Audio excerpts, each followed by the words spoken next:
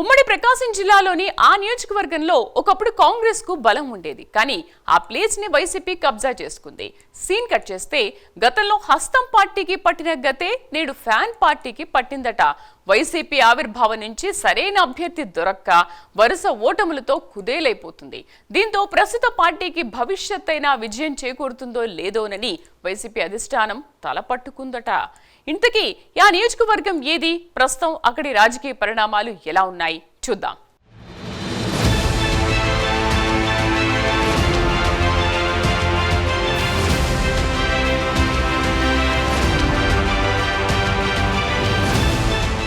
ఉమ్మడి ప్రకాశం జిల్లాలోని నియోజకవర్గాల్లో పర్చూరు సెగ్మెంట్ ఒకటి. అయితే వైసీపీ ఆవిర్భావం నుంచి నేటి వరకు ఆ పార్టీకి విజయం అనేది ఎడారిలో వయాసిస్లా మారింది.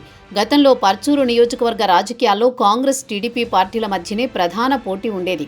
అలాగే ప్రత్యర్థులు కూడా నువ్వా నేనా అనే విధంగా తలపడేవారు. హోరాహోరీగా జరిగిన పోరులో ఈ రెండు పార్టీల నుంచి ఎవరో ఒకరు విజయం సాధించేవారు. కానీ ప్రస్తుతం ఏపీలో కాంగ్రెస్ పార్టీకి మనుగడే లేకుండా పోయింది. ఒకటిగా ఉన్న రాష్ట్రాన్ని రెండు ముక్కలుగా చేసిందని ఏపీ వాసులు భావించారు. దీంతో స్టేట్లో ఆ పార్టీ అడ్రస్ లేకుండా చేశారు. అయితే దీనికి ప్రత్యామ్నాయంగా ఫ్యాను పార్టీ ఆవిర్భవించింది. ఇక అప్పటి నుంచి ఇప్పటి వరకు జరిగిన ఎన్నికల్లో హస్తం పార్టీకి కనీసం డిపాజిట్లు కూడా దక్కని పరిస్థితి నెలకొంది.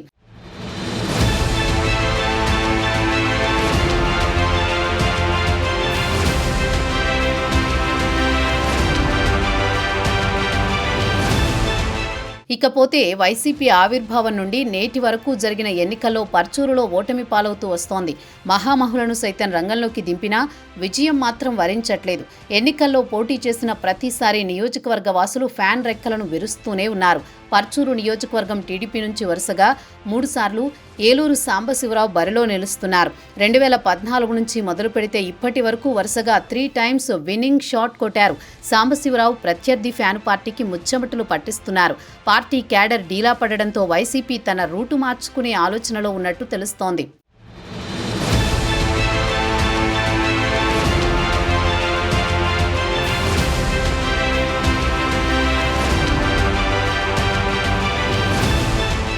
ఇదిలా ఉండగా వైసీపీ పార్టీ ఆవిర్భావం తర్వాత పర్చూరు నియోజకవర్గంలో మొదటిసారి 2014లో ఎన్నికలు జరగగా పార్టీ అభ్యర్థిగా గొట్టిపాటి భరత్ను బరిలో దింపింది. స్వర్గీయ మాజీ మంత్రి గొట్టిపాటి హనుమంతరావు మనవడే గొట్టిపాటి భరత్. అలాగే ఆ నియోజకవర్గంలో 2 పర్యాయాల ఎమ్మెల్యేగా గెలిచిన గొట్టిపాటి నరసయ్య కుమారుడు. నేటి విద్యుత్ శాఖ మంత్రి గొట్టిపాటి రవికి అన్న కొడుకు కూడా. పర్చూరు నియోజకవర్గంలో గొట్టిపాటి భరత్కి తన తాత తండ్రుల దగ్గర నుంచి మంచి పట్టున్నవాడు. అయినా 2014లో జరిగిన ఎన్నికల్లో ఓటమి చవిచూడక తప్పలేదు. దీంతో మనస్తాపం చెందిన ఆయన రాజకీయాలకు దూరంగా ఉంటూ వస్తున్నారు.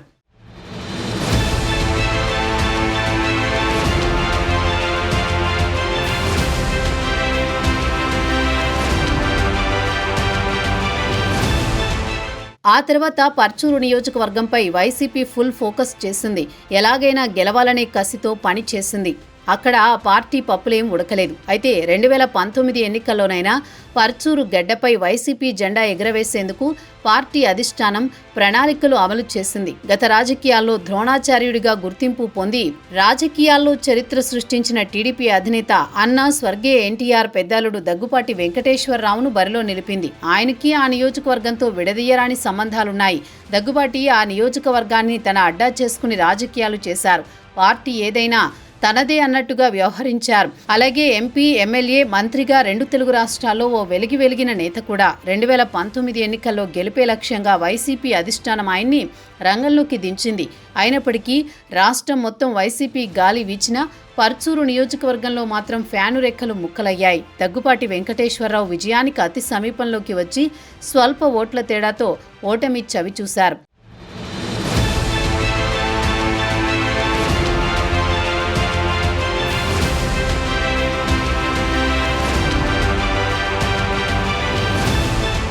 ఇకపోతే రాజకీయాల్లో గెలుపు ఓటములు అనేవి సహజం. కానీ అది అర్థం చేసుకోలేని వైసీపీ అధినేత జగన్ 2019లో అధికారంలోకి వచ్చిన తర్వాత ఒక్కొక్కరిని దూరం చేసుకుంటూ వచ్చారనే అపవాదును మూటగట్టుకున్నారు. ఈ క్రమంలో పర్చూరు నియోజకవర్గంలో ఓటమి చెందారు అన్న విధంగా దగ్గుబాటి వెంకటేశ్వరరావును చిన్నచూపు చూశారట. దీంతో మనస్తాపం చెందిన ఆయన వైసీపీని వీడి రాజకీయాలకు దూరంగా వెళ్లిపోయారు. అనంతరం పర్చూరు నియోజకవర్గ వైసీపీ ఇన్ఛార్జిగా గతంలో పనిచేసిన రావి రామనాథం బాబుకు మరోసారి ఇన్ఛార్జి బాధ్యతలను అప్పగించారు. అంతా హ్యాపీగా జరుగుతోందనుకున్న తరుణంలోనే రామనాథం బాబుకు జగన్ మరోసారి ఝలక్కిచ్చారు. రామనాథం బాబును పర్చూరు ఇన్ఛార్జి పదవి నుండి తప్పించి చీరాల మాజీ ఎమ్మెల్యే ఆమంచి కృష్ణమోహన్కు ఆ బాధ్యతలు అప్పగించారు. అలాగే పర్చూరులో పార్టీ బలోపేతం చేసే బాధ్యతలను కూడా ఆయనకే అప్పగించారు. ఆమంచి రాకతో రామనాథం బాబు పరిస్థితి అగమ్యగోచరమైంది.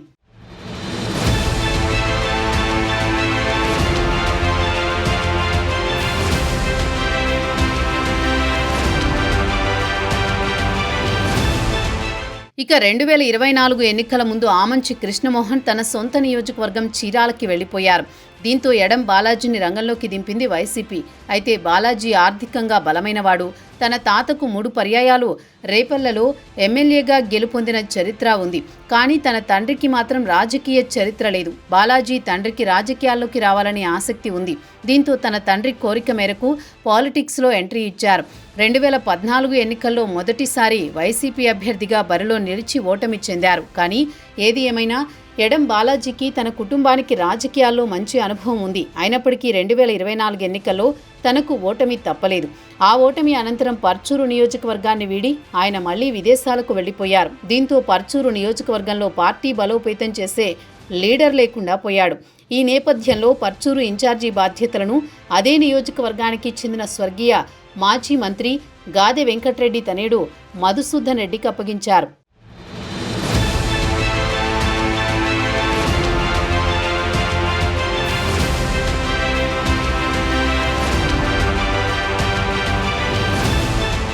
పర్చూరు నియోజకవర్గంలో గతంలో కాంగ్రెస్ తెలుగుదేశం పార్టీ తలపడేవి. కానీ రాష్ట్ర విభజన తర్వాత ఏపీలో కాంగ్రెస్ తన ఉనికిని కోల్పోయింది. ఆ స్థానాన్ని భర్తీ చేసిన వైసీపీ పార్టీ ఆవిర్భావం నుంచి నేటి వరకు జరిగిన ఎన్నికల్లో ఈ సెగ్మెంట్ ఒక్కసారి కూడా విజయం సాధించలేదు. ఇందుకు కారణం టీడీపీ ఎమ్మెల్యే ఏలూరు సాంబశివరావు స్థానికుడు. ఆయనది పర్చూరు నియోజకవర్గంలో కోనంకి గ్రామం. అంతేకాకుండా తాను వ్యక్తిగతంగా అగ్రికల్చర్ ఆగ్రో పరిశ్రమలు స్థాపించి ఆర్థికంగా బాగా బలపడినవాడు. దీనికి తోడు తాను ఒక ట్రస్ట్ ఏర్పాటు చేసి పర్చూరు నియోజకవర్గ పరిధిలో ఎన్నో సేవా కార్యక్రమాలు చేస్తూ వస్తున్నారు కూడా.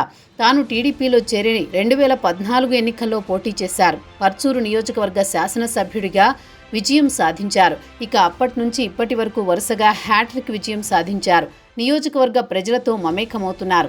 వారి సమస్యల పరిష్కారం కోసం కృషి చేస్తూ పర్చూరు అభివృద్ధి కోసం కృషి చేయడమే ఇందుకు కారణమని నియోజకవర్గ ప్రజలు చెబుతున్నారు. అంతేకాకుండా ఏలూరు సాంబశివరావు ఎదిగే కొద్దీ ఒదిగే నైజం ఉన్న నేత అని కొనియాడుతున్నారు.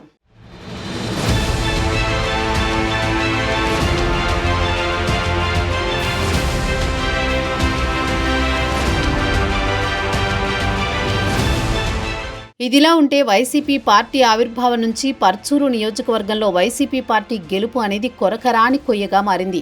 దానికి అనేక కారణాలున్నప్పటికీ ముఖ్యంగా పర్చూరులో వైసీపీ అధిష్టానం నిలకడలేని రాజకీయాలు చేస్తుందని రాజకీయ పండితులు అభిప్రాయపడుతున్నారు. దీంతో పాటు నాయకత్వానికి స్థిరత్వం లేకుండా పోయిందని అంటున్నారు. దీంతో నియోజకవర్గంలో తన మన తెలియని రాజకీయాలతో వరుస ఓటములకి కారణమని కూడా చెబుతున్నారు. ఏది ఏమైనా 2029లో అయినా పర్చూరు వైసీపీ పట్టు సాధిస్తుందా? సిట్టింగ్ ఎమ్మెల్యే ఏలూరు సాంబశివరావుని ఓడించగలిగిన సత్తా వైసీపీకి వస్తుందా? వచ్చే ఎన్నికల్లో ఫ్యాను పార్టీ ఎలాంటి ప్రణాళికతో ముందుకు వెళుతుందో వేచి చూడాలి.